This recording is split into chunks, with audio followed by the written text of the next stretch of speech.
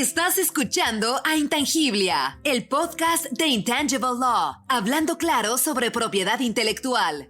Démosle la bienvenida a su host, Leticia Caminero.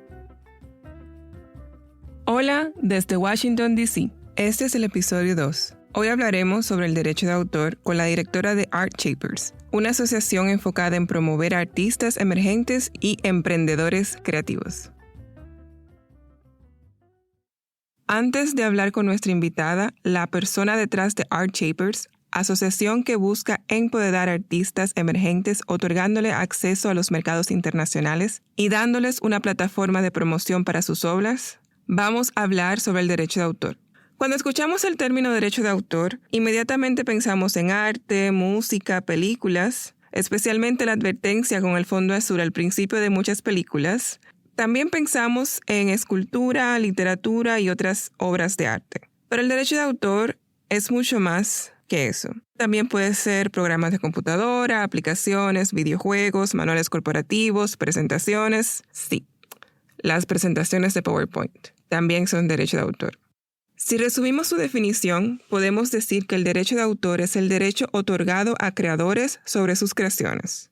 Esos derechos protegen la expresión original del creador, no la idea detrás de la creación. Por ejemplo, la idea de una historia de amor, donde una pareja se enamora perdidamente, venciendo obstáculos, puede ser expresada en una infinidad de maneras. Con esa misma idea encontramos Orgullo y Prejuicio, Emma, Persuasión y el resto de los libros de Jane Austen. También encontramos A la hija de la fortuna, de Isabel Allende, El amor en tiempos de cólera, de Gabriel García Márquez y muchas otras obras más. Todas esas novelas están basadas en la misma idea, pero cada una de ellas es expresada de manera única y diferente. Esta expresión original es lo que protege el derecho de autor. Vamos a verlo más de cerca.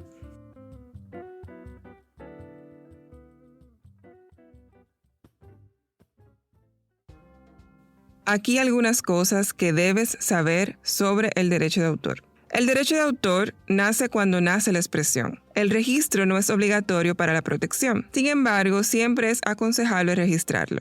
El registro puede servir como prueba de autoría y en algunos países es requisito para realizar ciertos procesos legales. También es muy recomendable si planeas licenciar tu obra. Como cualquier otra propiedad intelectual, el derecho de autor es territorial. Pero, gracias a los tratados internacionales, un gran número de países reconocen mutuamente y protegen la mayoría de las obras extranjeras. Una obra, es decir, el objeto protegido por el derecho de autor, debe de ser la expresión original de una idea. Algunos países, para la protección, exigen la fijación de la expresión. Esta fijación no tiene nada que ver con Freud. En derecho de autor, la fijación ocurre cuando la obra se guarda en una forma que permita ser replicada, percibida o comunicada. Podemos decir que una obra es original cuando se diferencia de otras obras. El derecho de autor contiene dos tipos de derechos: los derechos morales y los derechos económicos. Los países del llamado derecho común, como Estados Unidos, usualmente no reconocen derechos morales para todo tipo de obras. Mientras que países de derecho civil, como lo es República Dominicana y muchos de los países de Latinoamérica, sí reconocen a los derechos morales.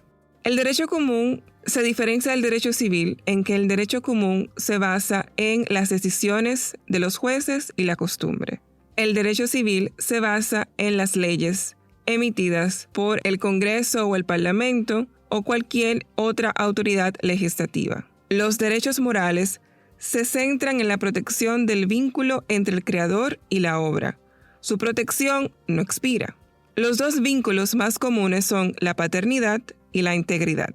La paternidad es el derecho de ser reconocido como el autor, pero también existe el derecho de permanecer en el anonimato. El segundo tipo de derecho es el derecho a la integridad de la obra.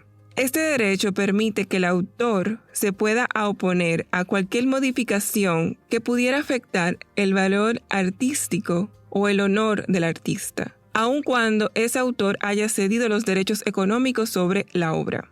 Hablando de derechos económicos, los derechos económicos o patrimoniales son los derechos de uso exclusivo en el comercio. Dentro de esos tenemos el derecho de reproducir la obra, es decir, hacer copias. Distribuir, difundir, traducir, adaptar y cualquier otro uso que se le pueda dar en el comercio. El periodo de protección de una obra de derecho de autor en algunos casos puede ser un poco difícil de establecer. La regla básica suele ser que los derechos económicos son válidos por toda la vida del autor más 50 años después de su muerte. Pero fácilmente encontramos plazos de 70, 75 años y hasta más luego de la muerte del autor. Algunas obras en algunos países pueden tener un plazo diferente. Por ejemplo, en ciertos países, las obras fotográficas, los programas de computadora y obras audiovisuales pueden ser protegidas de 50, 70, 75 años contados a partir del momento de su creación o de su primera publicación. Es importante consultar la legislación nacional para saber con exactitud el plazo de cada tipo de obra. Similar a lo que hablamos en el episodio anterior sobre las patentes, hay diferentes actores en el derecho de autor. Uno es el autor que crea la obra y el otro es el propietario, que posee el derecho económico de esa obra. Pueden ser la misma persona, un grupo de personas o diferentes personas u organizaciones. Algunas obras tienen una dinámica más compleja. Así que ya saben, el derecho de autor es el derecho exclusivo que se otorga a una expresión original. Vamos a aprender más sobre ese tema con nuestra invitada. Intangiblia, el podcast de Intangible Law, hablando claro sobre propiedad intelectual. Hoy tenemos el gran placer de hablar con la creadora y directora de ArtShapers. Hola, mi nombre es Lucía Dallens Lorieto, soy uruguaya boliviana y nací en Montevideo, Uruguay. Tengo 29 años y soy la fundadora y directora de la asociación de ArtShapers. Y asimismo soy artista visual y trabajo en la Organización Mundial de Comercio. ¿Cómo la formaste? ¿Quiénes la dirigen? ¿Cuál es su propósito? ArtShapers busca promover artistas y emprendedores creativos emergentes a nivel internacional a través de exhibiciones de arte y espacios urbanos públicos basados en los Objetivos de Desarrollo Sostenible de la Agenda 2030. Se formó como resultado de un proyecto para el Foro Público 2018 de la Organización Mundial de Comercio en Ginebra, Suiza. La primera muestra fue sobre la mujer latinoamericana en el comercio internacional, donde participaron 15 fotógrafos emergentes de la región con un número total de 42 fotografías. Actualmente manejamos en ArtShapers un equipo de 6 personas de distintas partes del mundo. El Foro Público es el evento de la Organización Mundial del Comercio en el cual abre sus puertas para que el público interactúe y conozca los últimos desarrollos en el comercio internacional. Aquí participan personas de todas partes del mundo y se reúnen una vez al año. ¿Qué has aprendido sobre esta organización, sus colaboradores y los artistas? Las mejores experiencias que he tenido gracias a ArtShapers han sido la de exponer en la Organización Mundial de Comercio, como lo dije anteriormente, así como también en el Palacio Legislativo de Uruguay, donde pude compartir el trabajo con diversas personas y a la vez dar a conocer el talento de los mismos artistas a nivel internacional. Mediante esta asociación he aprendido muchísimo desde el punto de vista organizacional y gestión de proyectos, así como a través de poder presenciar el impacto del arte en la sociedad, a través de las reacciones que hemos generado en la audiencia con nuestras exhibiciones. El arte es una poderosa herramienta de comunicación, sin duda, con la cual se puede generar un gran impacto positivo. Personalmente, a mí me llama muchísimo la atención el poder del arte en la salud mental. Por ejemplo, se ha comprobado que el consumo de arte disminuye la ansiedad, previene la depresión, ayuda a la resolución de problemas, así como estimula el desarrollo de la creatividad, lo cual es muy importante. Por ello, hay un claro beneficio de inversión de los gobiernos en este sector, además de las divisas que se puede generar. Por ejemplo, cabe recalcar también que en América Latina, tan solo en el 2015, las industrias creativas generaron 1.9 millones de trabajos, lo cual es bastante. Durante esta pandemia, por ejemplo, hemos presenciado que uno de los roles del arte es su poder de sanación, ¿no? Su poder de restauración del tejido social. Especialmente desde Art Shapers hemos contribuido a esta acción a través de la edición especial de arte para niños. Realizamos un concurso denominado Un abrazo desde casa con el fin de homenajear y reconocer a los trabajadores que aportaron a la emergencia sanitaria y fue un éxito. Lo hicimos en Uruguay, El Salvador, Bolivia y Nigeria. También aprovecho ahora en este espacio que me dieron que generalmente estamos acostumbrados a una sociedad que está basada en la productividad.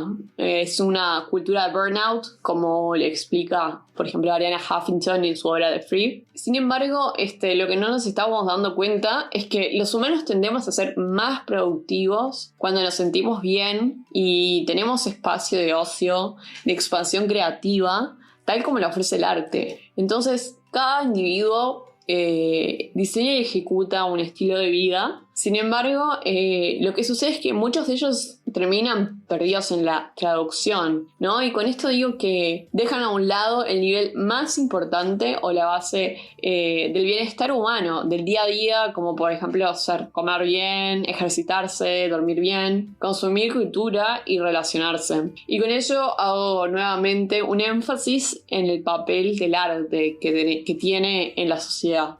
Y por eso quiero aprovechar y hacer un llamado a reconectarse con el ser creativo que todos tenemos y que si aún creen que no está despierto, que lo hagan, porque les aseguro que su calidad de vida va a mejorar.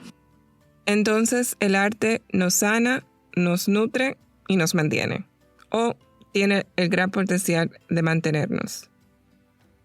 ¿Nos puedes explicar un poco más cómo Art Shapers asiste a los artistas? ¿Cuál es su conexión con la propiedad intelectual?